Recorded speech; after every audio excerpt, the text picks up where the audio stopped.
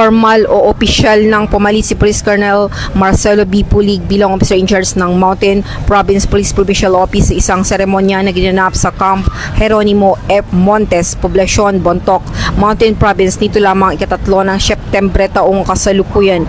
Ang seremonya ay pinangunahan ni Police Colonel Ledon D. Monte, Deputy Regional Director for Operations ng PROCAR at dinaluhan ni Attorney Augusto Silibang, Provincial Officer ng NAPOLCOM at PTD Chairperson at si Pastor Jefferson B. Sagibal na minarkahan ng isang makabuluhang sandali sa formal na paglipat ng command symbol at property book sa bagong OIC.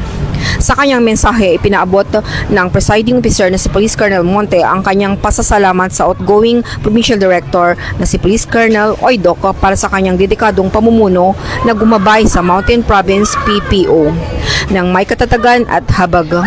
Pagkatapos ay binati niya ang incoming OIC o PD na si Police Colonel Pulig at hinamon siyang pamunuan ang Mountain Province PPO na may parehong determinasyon at simpatsya na ginagabayan ng kultura ng taga-Mountain Province at prinsipyo ng inayan.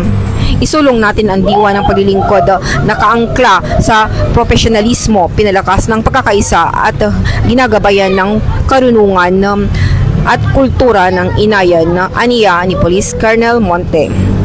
With this our compass, I am confident that the Mountain Province Police Force will continue to excel in its mission to protect peace and security for all of Cakailians in the province.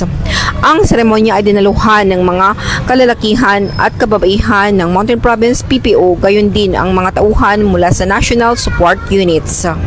Mula dito sa Baguio City, Raymond ng Cordillera, ito ang yung Police News Network Correspondent, Police Master Sergeant Lenny Balado, alagad ng batas, tagataguyod ng Balitang Pulis.